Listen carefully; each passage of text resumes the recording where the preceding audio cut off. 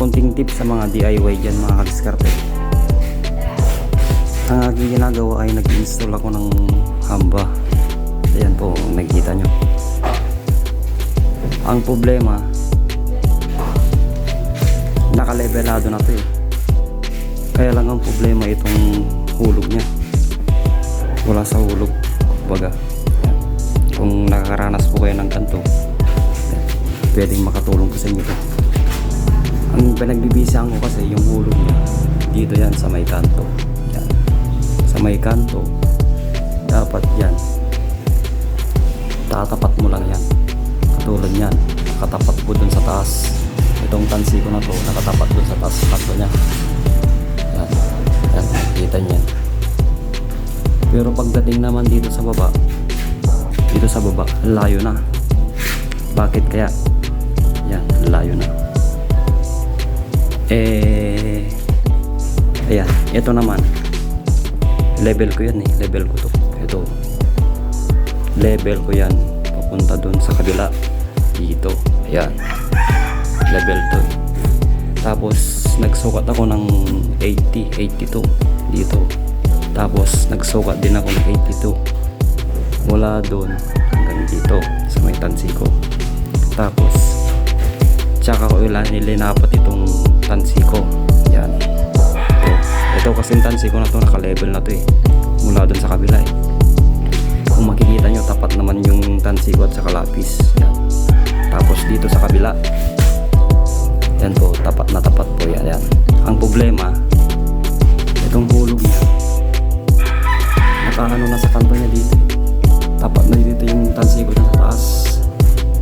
Yan, kung nakikita nyo. Ang problema dito sa baba, wala na. Ang aking hulog eh nasa dito na, layo na oh.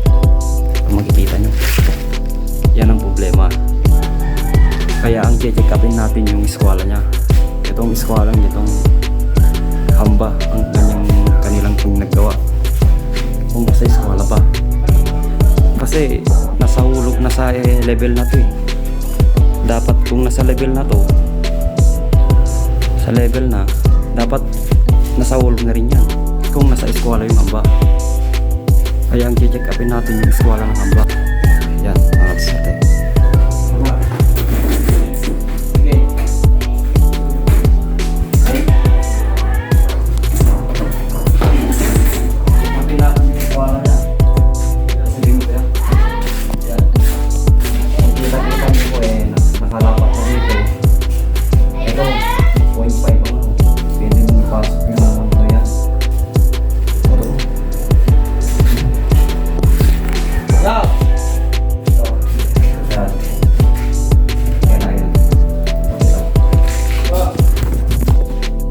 Ito po yung nakalapat na dito.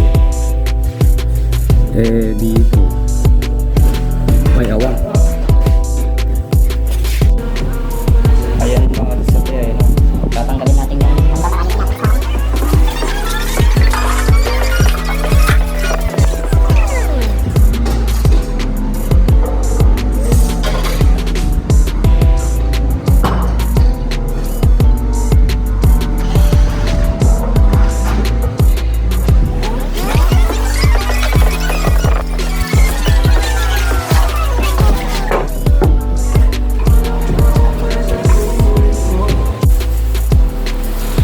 Diskarte oh. Ito yung ano, yan. Tinanggal na natin para ayusin natin yung eskwala nya. So, napapasin nyo tiles yung ating eskwala kasi maganda kasi ito eh. Talagang nasa eskwala to eh, itong tiles. Yan. Minsan ito yung talagang ginagamit ko pag wala akong eskwala na malaki. Kung napapansin nyo mga diskarte yan, yan. Diba laki ng awang, kaya hindi natin makuha yung hulog niya kasi nga hindi nga nag-eskwala tong hamba ang kanilang pinag-install.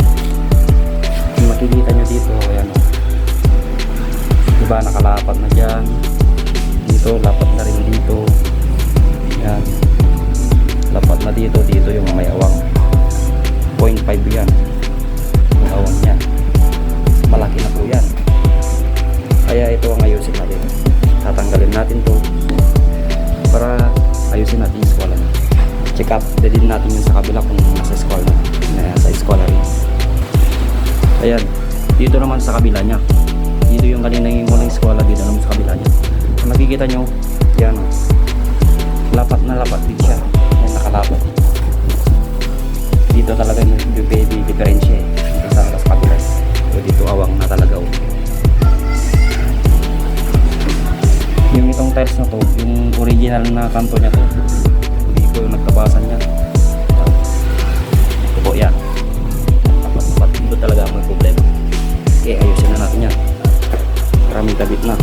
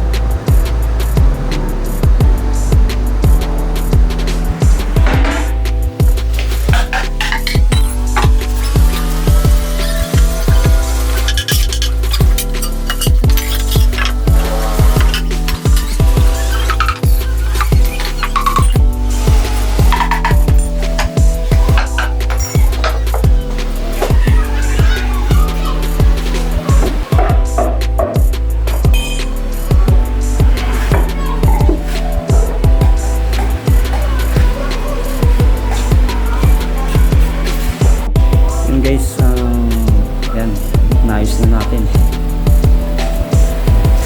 Ay, subukan natin yung ating eskwela.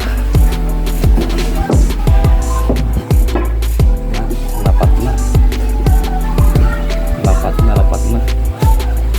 Yan. Tapos sa kabila. Yun. Ang lapat na lapat. Yan. Okay. Eskwelado na. Install na natin. Kabit na natin dyan para tapalan na natin. Okay.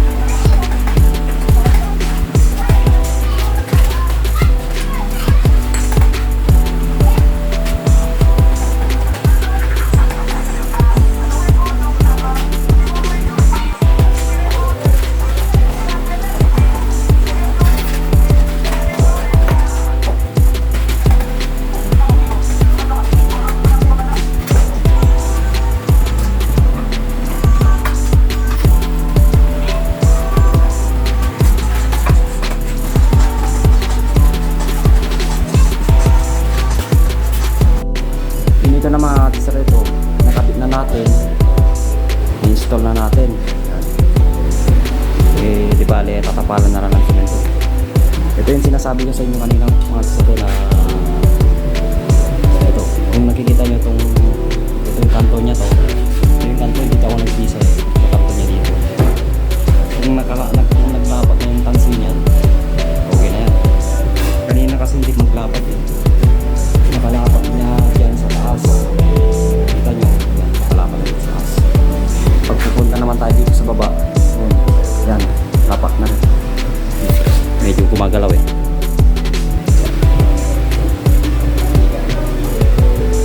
Magalaw ang ating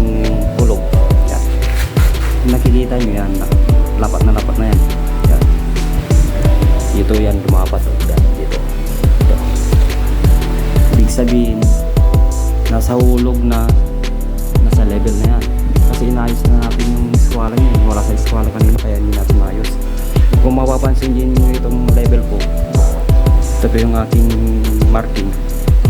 Lapat na rin yan. Tsaka lapat na rin dito. Yan po ang tamang pag-isal po ng ating hamba. Kung kanina hindi ko maayos-ayos kasi yung hulog at saka yung level niya. Kasi nga hindi naka-eskwala yung hamba. Kung ganun po ang, kung napansin nyo na po na hindi magkatugma, sigurado yung hamba ang may diferensya. Para po sa nagsisimula pong alang po na mag-DIY, magkakabit po ng hamba, makakatulong po sa inyo to. Para sa mga biyasa naman, hindi siyempre alam na nila to ganitong lista. Okay, na lamang po ay tatapalan na natin yan para matapos na natin kasi meron pa din sa kabila eh. Yung dating hamba pala nito yung PVC na ano, kasi ang daling nasira yung PVC kasi pag natanggal na yung kanyang bisagra, yun na problema na yun. Kaya bumili sila ng kahoy. Sige po, tatapalan na natin yan para matapos na. Ito nga pala mga kasiserte, nakalimutan ko sabihin, di ba okay na yung dito niya. Yan, yung hulog niya dito, yung dito. Tapos dito naman tayo dito. Dito yung tayo niya dito. Para yung pintuan, pantay yung pagsara niya. Kasi mayroon kasi yung ibang pintuan na kusang nagsasara. Kumbaga, hindi maganda yung hulog niya dito. Diba? Ang ginagawa ko ganyan, dito na tayo nag-design na. Yan ang aking concept. Tapos meron akong yan o, itong ano to, nilagyan ko na ng lapis, yung 6 cm yan. Bigyan mo, nakatapat ko yung 6. Tapos dito naman sa baba,